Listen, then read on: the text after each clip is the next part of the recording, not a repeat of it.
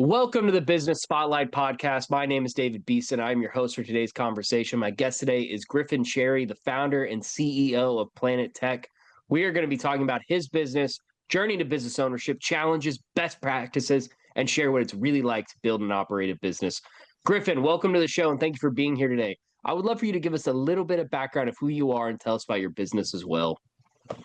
Sure, I could give you the long story, the short story, but I know we're short on time, so let's do some short story. I've lived pretty much six lives, done everything from working on cars to building airplanes. Lived in Hawaii, had a small business there. Built used to build and repair sails for sailboats. Used to work in restaurants here in Austin, where I live now. I actually went to culinary school. I wanted to open up a restaurant there. Realized restaurants don't make money, so got into sales, door-to-door sales. Got up into the top 2% of the nation for door-to-door roofing sales, and realized we're polluting our planet. We're not really taking care of our planet as a whole, and I made a conscious decision to become a planetary liberator, basically free our planet from climate problems, poverty, all sorts of different problems that we as a society have created through prosperity and also difficulties. So what we're working on right now is our business is called Planet Tech. We have developed a device that goes on cows and turns cow burps into jet fuel. And so that's what we're here on the show to discuss today, is what we're building. Yeah, that's crazy. Real quick, going back a little bit though, you said door to door, and I got some flashbacks because I did door to door in college. But I think I got I think I got scammed a little bit because I got brought into door to door solar sales, and I remember I closed like three things and then didn't get paid anything. It was horrible. I only did it for like a month and a half and then I quit. I know I'm switching it about me real quick, but I'm curious, is Oh that like no. normal with solar? Is solar Oh, known to be dude. like, oh, stay away from it? It's I'd say it's door to door in general. You really gotta pick and choose the company you work for. Solar is particularly egregious though. Like you will find, like you go on any solar company and look at the reviews on Glassdoor or even the reviews consumer facing, they are all bad. So I would Makes definitely sense. say, and I mean they're predatory because they're poaching kids coming out of college just like you and me as well. Hey, you're working at McDonald's, you'll make millions of dollars. Come work for us. You'll do Yeah. great. And then all they're doing is they're just throwing you at the wall and seeing who sticks and who doesn't. So that's pretty common. Yeah, I have a couple friends who do roofing sales, and they always, from what I know, it's a lot less. What's the word I'm looking for? It's a lot less uh, kill or be killed, I guess. Like it's not as Yeah. bad. They kind of help a little bit more, from what I've heard, at least. I'd say the process from getting the lead to actually getting your commission is a lot longer. So they're a bit more selective with who they pick because they're investing a lot of time and energy to get you to where you need to be. And so I think solar, like it's you put a setup, as soon as that deposit hits, you get pretty much half your commission. And then the moment the install goes up, you get the rest of it. But roofing, there's like 30 different steps to get that roof and all your commissions in there. So yeah. Yeah, makes sense. Well, kind of switching it back to the business that you're working for now. So generally speaking, curious, just kind of set the stage for the audience. What is your current ownership structure like? Are you the sole founder and owner? Do you have business partners, outside investors? Sure. So right now I've been fully bootstrapped. We're actually raising our pre-seed at the moment. So we're looking to bring some investors on. But I founded the company December 2024, started working on what we're building right now, which is the wearable device for cows. In February, I hired my first advisors as well as employees in about March. And one of my original employees, he became my co-founder through dedication and resolve and working on the product. So he's my co-founder and CTO. So he's our head of engineering on the device side as well as the infrastructure side as well. So, but we are Awesome. looking for investors to come on. So any investors out there, hit me up. Yeah, yeah, awesome. So talk to me about this device. Talk to me Sure. about the science behind it, what it does. Yeah, I'll kind of walk you through how it works. So you got two parts of the device. You got a headpiece, actually captures the cow's burps. For those of you who don't know, cows produce methane. If you were to put a pie chart and see how much methane comes from the cow, about 20% comes from the manure. Their poop actually makes methane. Methane is an incredibly destructive greenhouse gas. It's like 86 times more potent than CO2. So one molecule of methane is worth 86 molecules of CO2. The other 80% comes from them burping. So their room in their stomach that actually gives them energy and breaks down all the grass and grain they're eating produces methane as a byproduct. And this methane is on a 20-year time scale, 14% of global emissions. And so what we do is we capture that gas and we turn it into an actual revenue stream for farmers. So you got the headpiece that captures the burps that goes to what I call the backpack that they wear on their back, holds the gas. When the cows come in to get milked, we extract the gas, process it to a pipeline quality product so that the farmer can either sell it or use it for up to $1,000 in new revenue per cow each year. Yeah. Yeah. No, that's super cool. I'm trying to like think about the science behind it. I'm not a science guy at all. But yeah, no, it sounds I mean, if it's gonna help the planet, it's awesome. Yeah, it's definitely in terms of like levers we as a society can pull to actually save our planet. This is by far the largest one. Methane is a short-term gas. So when you think of CO2 and how it warms the planet, CO2 is going to warm it for thousands of years. Even if we stop emitting more CO2, we're still going to have it in the atmosphere for like 3,000, 5,000 years. Methane, however, within 20 years or so, it's basically lost all of its potency once you hit 100 years. And so if we can eliminate methane from being emitted, and there's only about three major sources: agriculture emissions, you got oil and gas, and then why am I blanking on the third one? Anyway, the two biggest ones are agriculture and oil and gas. And so if we can get rid of methane from cows, which is the single largest single point source, then we can basically give ourselves another 5 years to get to carbon neutrality, which is a really, really big thing in terms of like our children having a planet to really live on. So Gotcha. Well, when you look at your role, how many hours do you spend working in the business and how many do you spend working on the business? So strategy and planning and all that. Like take me through a day in the life of Griffin. sure, yeah. Lately so we have a team of 7. Three of them are full-time, 2 of those are engineers, and then there's me. In terms of people on the business side, there's only 2 of us, and then the other 5 are all engineers. So I pretty much cover everything: strategy, day-to-day admin, fundraising, hiring, anything that has to do with the business and not building the product. I pretty much take care of it all. So I'd say I work about 12 hours minimum, maybe about 14, sometimes 16 hours a day. But working on the business, I'd say right now it's probably 80 to 90%, just because for fundraising, we're getting everything ready for us to actually start our first pilot. And so it's a lot of working on the business rather than in the business rather. Right? In the business and then on the business. Yeah. Yeah. So in the business, on the business, I'd say it's more so on the weekends that I'm reviewing everything, reviewing communications, strategizing, seeing what's in the gap, what's working, what's not working. Yeah. Gotcha. Well, I know you mentioned you're working like 12-hour days roughly. So I'm curious, if I were to give you an extra 10 hours back each week, how would you invest those hours? Would it be business, personal life, family? Hmm. At this moment, we're at a really critical crossroads in terms of our business exploding. We basically built the rocket ship. We just need the rocket fuel, and that rocket fuel is capital. So I would 100% spend that on 10 extra hours on fundraising so that we can close our round. We're raising $3 million right now, and we really need to have the capital in the bank sooner rather than later. So I'd really focus on, okay, how can I spend this on more warm intros? How can I go to another event where there's some investors here? It would really be probably spent going to events, honestly. Yeah. So I know we kind of touched on this a little bit already, but why'd you choose to go into business for yourself as opposed to choosing to work for someone else? I know we kind of lightly touched on it in the beginning, but curious what the thought process was like. Sure. I'm sure like a lot of people that are in the audience, I grew up watching Shark Tank. I grew up watching entrepreneur shows, seeing when those guys walk in the door and they say, "Oh, we want 5% for 500K for 5% of our company and their product's shit. I'm like, dude, this is not going anywhere. They're not going to get a deal. And then turns out they're not going to get a deal. So even from like 10 to 12, I knew I wanted to start my own business because I just kind of had this thing in the back of my mind. It's like, oh, I could do that. If that guy could do it, I could do it.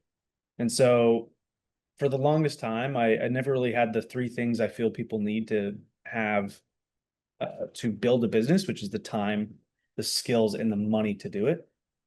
And the beginning of 2025 was the first time I felt I had the infrastructure around me to do that. I had the time, I had the money. Finally, I saved up some money from the door-to-door stuff side of the my job, and then I actually had the skills, or what I call is the level. I like to gamify life as much as I can, and so I feel like I've leveled up to the point where I'm like, okay, I can build something that's meaningful and actually succeed at it. So for the longest time, I've wanted to start my own business, but this was the first time where I felt like I had all the requirements and the infrastructure around me. Yeah, yeah, that's cool. I like how you think. I think very similarly, where like life can literally be like a video game if you think of it like that. And you don't want to pull the trigger on something too early because then you might end up failing. So sometimes you have to wait till you level up, like you said, and then you can go tackle the big boss. So Yeah. I like that. Do you watch anime at all? Yes, I do. Have you ever watched Sword Art Online? Yes. Okay, so you know how there's like 100 levels, and Yeah. if they don't get through, they're dead. So, Hmm. but the people that actually get through to level 100 is like maybe 2%, maybe 1% of everybody that joined the game. Everybody else was like left on level one, maybe made it to level 30 or so. I feel like that's Hmm. kind of where this goes in my thesis of what entrepreneurs are. Entrepreneurs, the only difference between entrepreneurs and the rest of the population is that we actually take action on our ideas. Everybody has that idea of like, oh, I could build this and this would be $1 million product. Oh, I should go do it. And then they never do it. Yeah. Entrepreneurs are the people that have that idea and actually take action on it. And so Mhm. I really think of life as SAO, as Sword Art Online, where level 50 is like the hardest floor until level 100, and then they beat the game and they're the billionaires really. So I feel Yeah. like me personally, I'm on like I just crossed level 50 and I'm on like level 55. So yeah. Yeah. Yeah. You just keep going up. Mhm. Um, so what makes your business unique? How do you communicate what makes your business stand out against against competition, if there is competition in this? Sure. So there's three ways to solve this problem. This problem is a large one, and actually I had a couple pivots when I started this company. Originally, it had to do with roofing. 25% of most landfills in the United States are made of roofing shingles, and they're recyclable. And I was like, okay, well, if we know how to recycle it, why aren't we fixing it? Turns out it's a market problem. You don't really fix a market problem with like 50K. So, uh, transition to this. The way this came about is I saw a notification on my phone that cows are causing climate disaster. And I was like, I have been hearing about this since I was in elementary school. Why is this the same exact story? Why is this the same exact headline? Why hasn't this been fixed? And well, it turns out there's three ways to do this. You can re-engineer the cow to produce less methane. So think like feed additives. You can add seaweed to their diet and it actually reduces the amount of methane they produce. You can do Mhm. vaccines, gut microbiome re-engineering, so the actual gut doesn't produce the methane.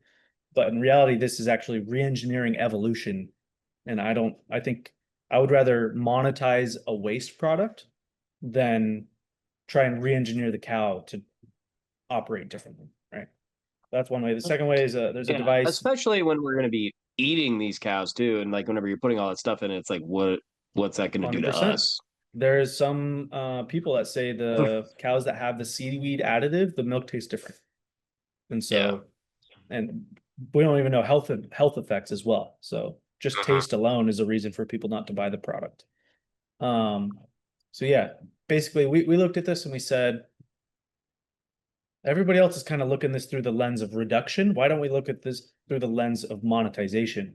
After all, the average American dairy farmer on profitable years, which is only 2 out of the last 20, only makes about 1 penny per 11 gallons of milk they sell in profit. Wow. They do not make money. And so we're trying to flip that on its head and really change the story. Dairy farms are no longer dairy farms; they're just energy farms that happen to produce milk. Yeah. Yeah, it's super cool. Um, so in this field so far, is there other competition, or y'all kind of like the first of this with this type of technology? Yeah, we're a first of a kind product for the approach that we are doing, which is uh, monetizing the problem instead of just reducing it. Yeah. Awesome. So for anyone out there listening right now, what is one thing that you wish more people knew about your business? Hmm.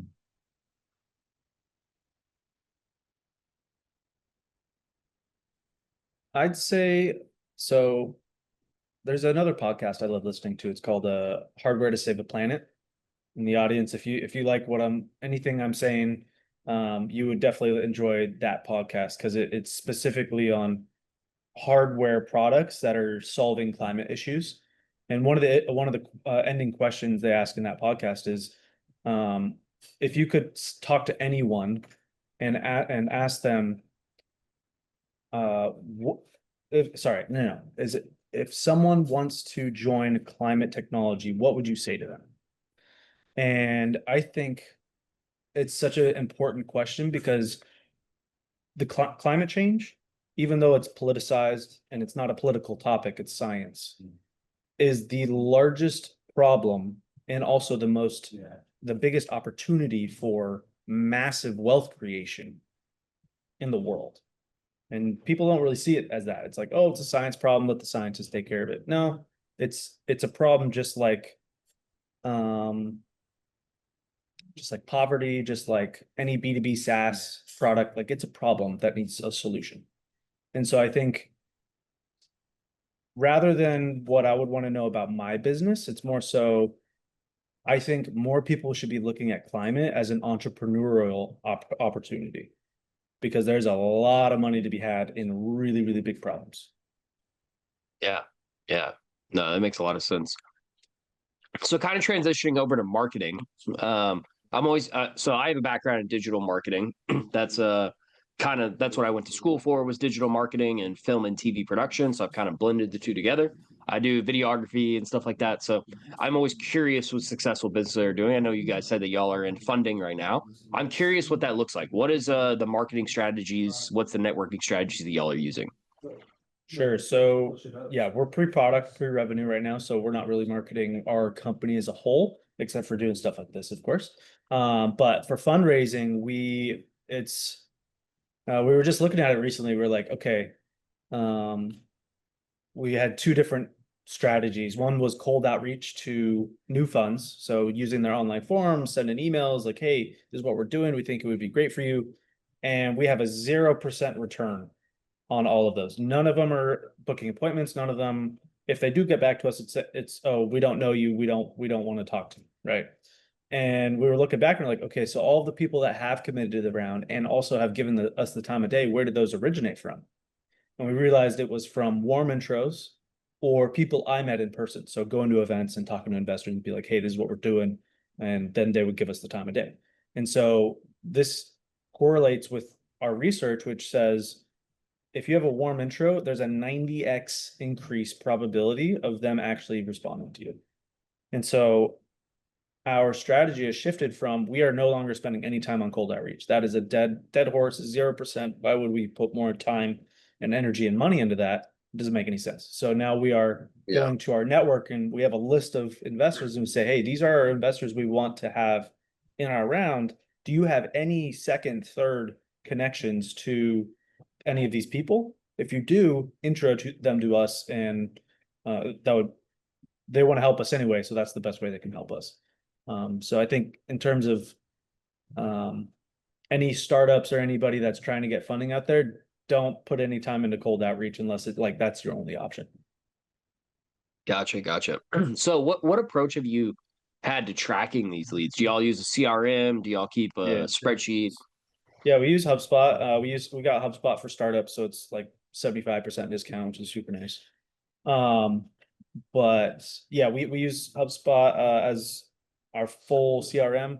we don't have any crazy sequencing or anything like that. It's really just making sure we put in all our touch points, make sure everybody, me and my investor relations manager we're the two people following up.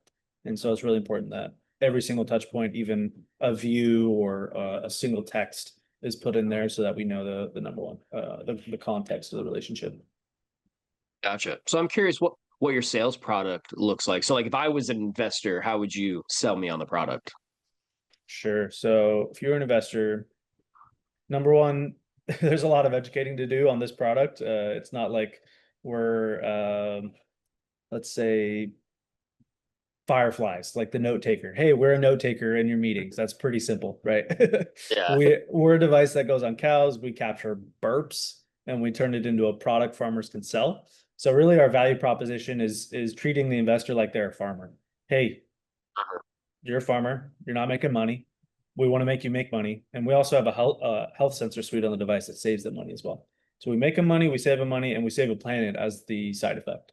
So my pitch kind of is really tailored to the investor. If they're a climate investor, I'm definitely going to talk more about the climate. If they're a generalist investor, I'm going to talk more economic focused. Hey, farmers aren't making money. This is how we do it. Yeah, I think my approach is really specific to that person. That's also kind of developed through my background in sales. Is when you're selling to someone, all you're doing is you're transferring energy, and the energy that the other person is giving you on the other side is really important feedback. And so if you can tailor that sales energy that you're giving to someone to their energy they're giving you, that's really important. Yeah. Yeah. No, I mean, I love that pitch. That's a great pitch. So, uh, going towards like leadership, I know you said that there's about 7 of you guys. Mhm. So how would you describe your leadership style in business, and has it changed over the years? Yeah, it's definitely changed over like the last 6 months, 9 months. um, Coming from door to door and this big success, and this is something that if is your audience mainly entrepreneurs? Yeah. Okay, so then they'll understand what I'm saying. If you lead with ego, you're just gonna your foundation, everything is gonna crumble because having a foundation like ego is not sustainable. And discovering that through feedback from the way people interacted with me, did not interact with me, um, and building on that through my leadership style and leading through a heart-driven leadership it's changed over the last like 3 months, I would say. Um, Growing a bigger team and scaling beyond just me and my co-founder as a single source of truth is difficult because instead of being able to focus on all of my time on the things I need to do, I have to now focus some of my time on making sure everybody's all at the same level. And so I'd say my leadership style has changed to be much more conscious of where my energy is coming from. Is it coming from my ego? Because if it is, that's not good. That's not sustainable. That's not positive. It's negative. Is it coming from my heart? Okay, that's where we want to lead from because that inspires change. That inspires people to actually jump on board a massive, massive mission. Our mission is it's unquantifiable. Our mission is to build technology that solves planetary scale issues, usually where people are not looking, so that all future children have a cleaner and better earth to live on. And so that's a really, really, Yeah. really big mission that requires leadership from a heart-driven center. So Yeah. No, I love that. So, looking back on the last year, because you said that since December, I think, right, of 2024. yeah. Um, so looking back on the last year, what has been the biggest roadblock that you guys were forced to overcome? Ooh. Um, Biggest roadblock in the last year. Hmm. I'd say in the beginning, the first 2 months or so, I started working on this really in February. I had to spend about 20, 30 hours a week going to every single event I could in Austin, um, to try and find talent. I could not, I would talk to investors, mentors, and they're like, where's your CTO? Where's your co-founder? I was like, what are you talking? Like, I'm enough. Come on, look at me. And they're like, no, you need like someone on the technical side. I'm like, yeah, you're completely right. So I literally spent 20, 30 hours a week trying to find a hardware engineer, and it was impossible. I had probably 20 different software engineers say, oh yeah, I'd love to be your CTO. I love what you're working on, but I needed a hardware engineer. And so I finally someone said, hey, have you tried LinkedIn? And I put one job posting on LinkedIn, and I had like 20 people that were fully qualified apply, and it was amazing. So finding the right talent, any business, whether it's a startup, whether it's a small business, whether it's um, a roofing company, for example, in the very beginning and for the a large majority of your first 2, 3 years, maybe even 5 years, it's the team. It's who's with you. That's all a company is a collection of people. And if your collection of people is bad, then you're gonna have bad company. So finding the right talent, finding the right people that are the right person for this specific job and exactly what the company needs is absolutely paramount. Yeah, yeah. No, yeah, that makes a lot of sense. Well, if you're ready, I think we'll transition to a couple rapid fire questions. Sure, sure. All right. What is the key to success for you?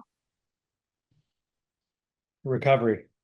Recovery and making sure that I take care of my body, take care of my time and my energy. If I don't, everything crumbles. Yeah. What is your one piece of advice for other business owners? Hmm. Um, your business will only scale to the level of the founder. If the founder is not working on themselves, then you're not going anywhere. Yeah. Yeah, no, I've actually seen that before time and time again with buddies from college and stuff where they try to make their own independent film company or they try to make their own advertising company and then they don't put any work into it so it doesn't go anywhere. 100%. 100%. Um so I know you already kind of brought up the podcast, but what is a book or podcast you're reading or listening to right now?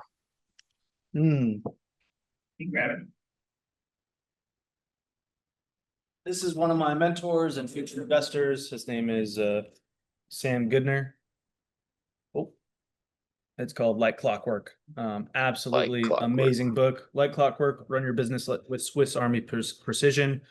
He's a mentor and an investor based here in Austin, and he just came out with his book in September. And so many little nuggets of gold in that thing. I would highly recommend it to any entrepreneur on the that's listening. Yeah. So this is kind of a fun question that I always love to ask. If you had a little bit of magic dust and you could choose one spot in your business, sprinkle it, where would it be and why? I think I know the answer, but A bank account? No. um, honestly, yeah. Like, you familiar with the governor on a car? Yeah, that's kind of our if we could get let me put it this way. If overnight at $100 million, we could change the world. yeah, Yeah, it would be absolutely insane what we could do with even $1 million. So yeah, yeah. Little magic yeah, dust no. of capital would be amazing. Well, hopefully there's some investors listening here that'll be able to reach out. Yeah, Um, before we get to the final question of the day, would you like to share with the audience how they can follow you guys, learn more, contact y'all? sure. Yeah. So we honestly, LinkedIn is the best place. So my LinkedIn is just my name. It's Griffin Cherry. Our company page is planet.tech. And again, we're a startup, so we're pretty small at the moment, but we'll be pretty huge here coming in just a couple years. Awesome. Well, we've come to the final question of the day, and that is what is most inspiring to you today? Ooh, I'd say my team. My team shows up. They've been working for equity without pay for about 9 months now, and they show up every day, kicking ass, uh, trying to build something that can truly change the world. And really just want to shout out all my entire team, and also our future team members that come on and join our mission. So it's really Yeah. inspiring to see them show up every day. Yeah. Well, this was a great conversation. I really enjoyed getting to hear your story. So thank you so much for sharing. Also, I just encourage all of you watching to save the show and come back and watch it again because Griffin really did have some great insights for business. Also, don't forget to like and subscribe to our channel so that way you get notifications every time a new conversation drops, just like this one. Thanks to everyone Like who and joined us today. subscribe. Yes, sir. Thank you to everyone who joined us today, and a special thanks to you, Griffin, for being with us. We really appreciate it. Sounds great. Thanks, guys. And I will see you all in the next episode.